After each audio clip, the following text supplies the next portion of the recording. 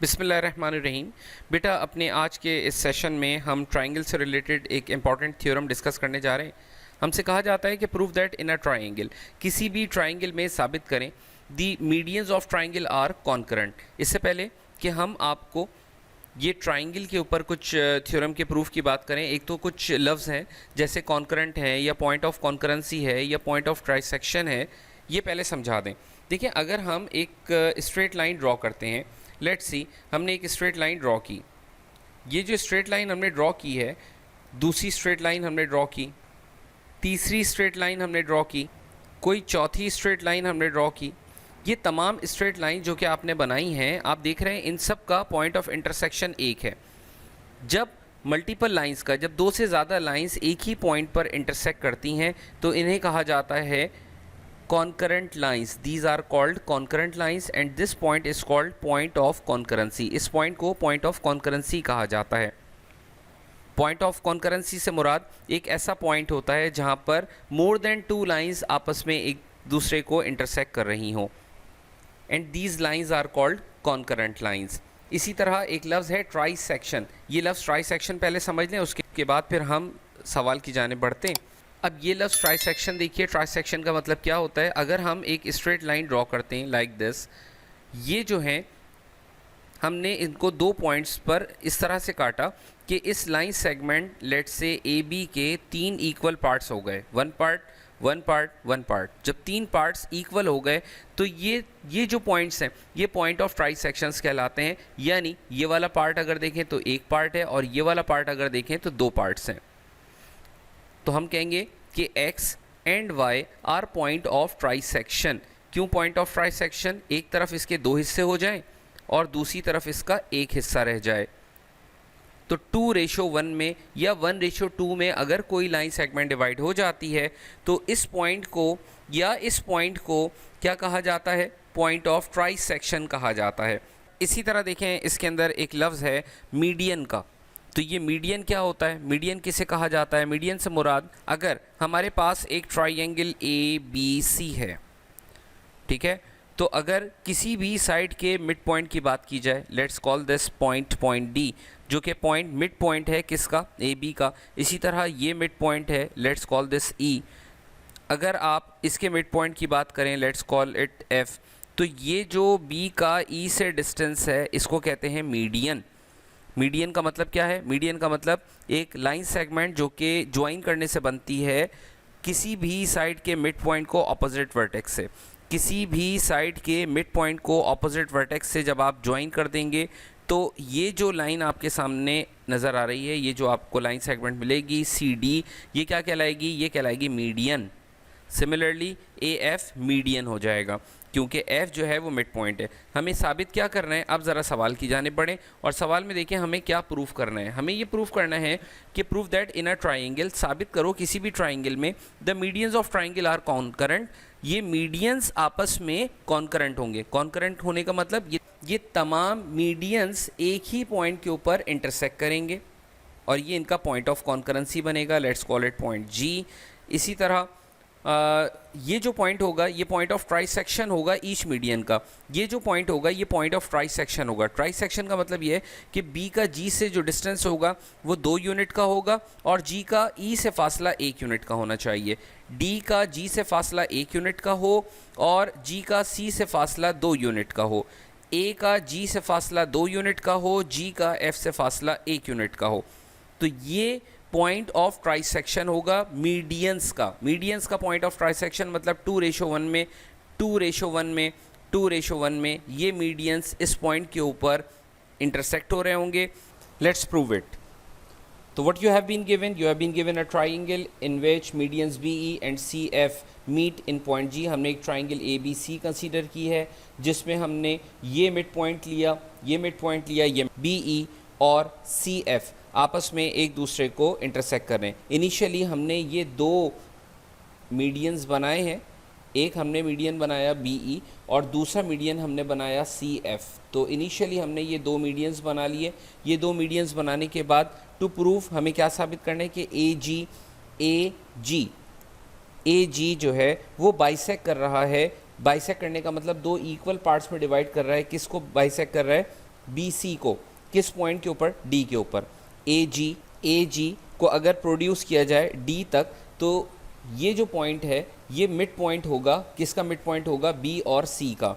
ये प्रूफ करना है कि ए जी बाइसेक्ट कर रहा है इस बी सी को पॉइंट डी के ऊपर, और जी जो है वो इसका पॉइंट ऑफ ट्राइसेक्शन होगा, यानी कि ये वाला पॉइंट जो कि तीनों मीडियंस जहाँ आकर आपस में मिलेंगे।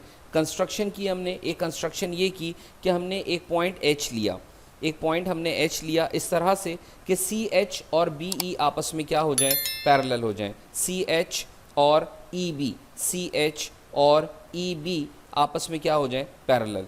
मतलब हमने इन दोनों को आपस में पैरेलल कंसीडर किया। ये हमारी सपोजिशन है, ये हमारी कंस्ट्रक्शन है। और अब हम बी को एस से ज्वाइन करके इस शेप को मुकम्मल कर देते हैं। Now we have some statements with some reasons. इस ट्राइंगल ए सी एच को देखें। इस ट्राइंगल के अंदर ए ई और ई सी आपस में इक्वल है। ये ए का ई से डिस्टेंस और ई का सी से डिस्टेंस आपस में इक्वल है। क्यों इक्वल है? क्योंकि ये आपको गिवन था कि ई जो है वो मिड पॉइंट है, और मिड पॉइंट को आपने ऑपोजिट वर्टेक्स से मिलाकर क्या बनाया था, मीडियन। तो अब क्योंकि ई मिड पॉइंट है, लिहाजा हम कह सकते हैं कि ई का ए से डिस्टेंस और ई का सी से डिस्टेंस आपस में इक्वल होंगे, और ये हमें गिवन था। ई जी पैरेलल है सी एच के। ई जी, ये है ई जी और ये है सी एच। ये दो लाइंस आपस में पैरेलल हैं। ये दो लाइंस हमें पैरेलल नज़र आ रही हैं। क्यों पैरेलल हैं? इसकी क्या रीज़न है? इसकी रीज़न ये है कि देखें, अगर हमारे पास एक ट्राइंगल ए सी एच है, आपने एक थ्योरम पढ़ा है, और वो थ्योरम कुछ इस तरह का है कि the line segment joining the mid points of two sides of triangle is parallel to the third side. अगर हम एक ट्राइंगल कंस्ट्रक्ट करें और ट्राइंगल को कंस्ट्रक्ट करने के बाद उसकी कोई दो साइड्स के मिड पॉइंट्स मार्क करें। ये हमने एक ट्राइंगल कंस्ट्रक्ट की, और ये ट्राइंगल लेट्स से हमारे पास है ए बी सी। इस ट्राइंगल के कोई दो मिड पॉइंट्स, कोई दो साइड्स के मिड पॉइंट्स आप ज्वाइन कर दें। फ़र्ज़ किया ये पॉइंट है हमारे पास x और ये पॉइंट है हमारे पास y। इन दोनों मिड पॉइंट्स को हमने ज्वाइन कर दिया। तो जब भी आप किसी भी दो साइड्स के मिड पॉइंट्स को ज्वाइन करेंगे, तो जो लाइन सेगमेंट बनेगी that would always be the parallel to the third side. ये थर्ड साइड के पैरेलल होगी। ये थ्योरम आपने पढ़ा है। इसी थ्योरम को अगर हम कन्वर्स कर लें, if x and y be respectively lie on AB and AC and XY is parallel to BC। अगर कहीं ये दो बातें आपको मिलती हैं कि AB के ऊपर कोई पॉइंट है x, AC के ऊपर कोई पॉइंट है y, x और y को हमने ज्वाइन किया, और ज्वाइन करने के नतीजे में ये वाली लाइन इस वाली लाइन के पैरेलल हो गई, तो हम ये कह सकते हैं x is the midpoint of AB and y is the midpoint of AC। y midpoint हो जाएगा किसका? AC का, और x midpoint हो जाएगा AB का। ये इसी थ्योरम का कन्वर्स है। अब इस ट्राइंगल ACH को ज़रा तवज्जो से देखिएगा। इस ट्राइंगल में ये वाली साइड और ये वाली साइड आपस में है पैरेलल। GE पैरेलल है, किसके पैरेलल है? CH के। और अभी आपने पढ़ा कि अगर हमारे पास एक ट्राइंगल कुछ इस तरह से बन रही है कि ये है A, ये है C, ये है H, ये है पॉइंट G और ये है पॉइंट E। GE पैरेलल है HC के। GE पैरेलल है HC के। इसका मतलब क्या हुआ? इसका मतलब ये हुआ कि यहाँ से यहाँ तक का डिस्टेंस AG फासला और GH फासला आपस में क्या होंगे? कॉन्ग्रुएंट होंगे। AG डिस्टेंस A का G से जो फासला है, वही फासला G का H से होना चाहिए। रीज़न ये है कि ये मिड पॉइंट प्रूव हो रहा है। क्यों मिड पॉइंट प्रूव हो रहा है? क्योंकि ये दोनों लाइंस आपस में क्या हैं? पैरेलल हैं। क्योंकि ये दोनों लाइंस आपस में पैरेलल हैं, लिहाजा हम कह सकते हैं कि ये मिड पॉइंट होगा इसका, ये मिड पॉइंट होगा इसका। तो E would be the midpoint of A and C, which has also been given, and G is also proved to be the midpoint of AH। So AG distance is equal to GH distance। आप यहाँ पर converse of theorem number 10.1.3 नहीं लिखेंगे, आप यहाँ इसकी reason लिखेंगे because GA is parallel to C H, क्योंकि जी ई सी एच के पैरेलल है। अच्छा जी, अब देखें further in triangle A B H. अब ये दूसरी ट्राइंगल देखें, ये जो ब्लैंक वाली ट्राइंगल है, ये जो वाइट कलर की ट्राइंगल है, इस ट्राइंगल को ज़रा तवज्जो से देखिएगा। इस ट्राइंगल में ए जी जी एच के इक्वल है, इस ट्राइंगल में ए जी और जी एच आपस में इक्वल हैं, जो कि अभी हमने यहाँ प्रूव भी किए। ए एफ और एफ बी इक्वल गिवन है, क्योंकि एफ मिड पॉइंट है। किसका मिड पॉइंट है? ए बी का, जभी तो ये मीडियन बना। तो हम ये कह सकते हैं कि ए का एफ से डिस्टेंस और एफ का बी से डिस्टेंस, ये दोनों फासले आपस में इक्वल हैं। और इसी थ्योरम को अगर हम दोबारा देखें तो हम ये कह सकते हैं कि the line segment joining the mid points of two sides of triangle is parallel to the third side.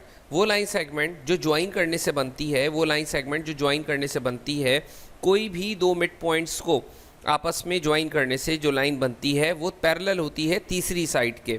इस ट्राइंगल में आप देख सकते हैं कि एफ मिड पॉइंट है ए बी का, जी मिड पॉइंट है ए एच का।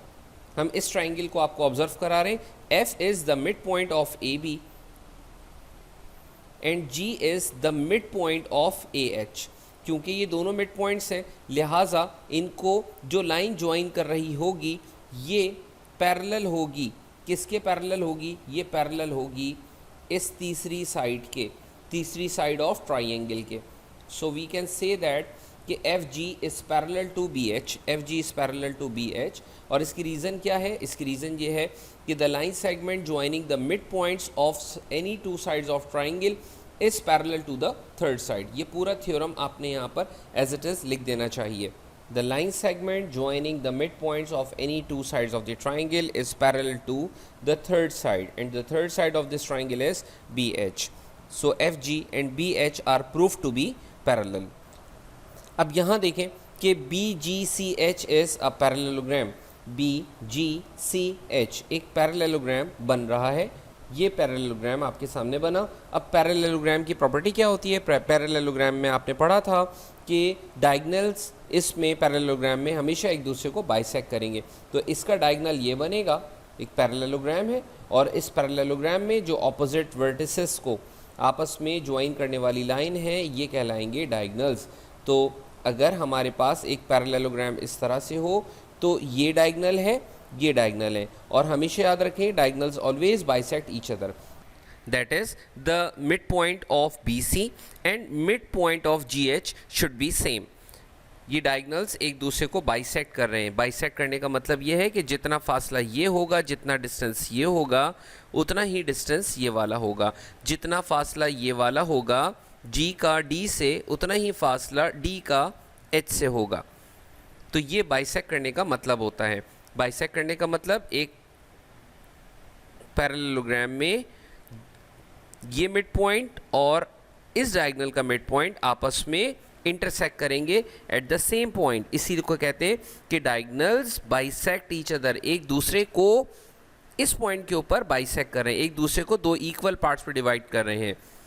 तो D ना सिर्फ मिड पॉइंट BC का है बल्कि मिड पॉइंट GH का भी है। तो जो फासला ये वही फासला ये, जो डिस्टेंस ये उतना ही डिस्टेंस ये।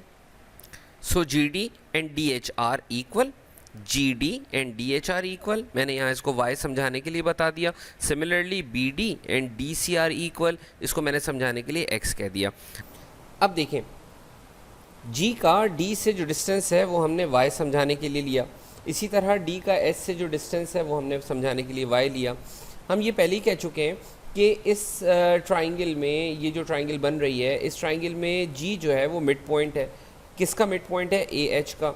Since G is the mid point of A and H, तो क्या हम कह सकते हैं कि ये जो फासला है G का A से, वो G का H से फासला बराबर होगा।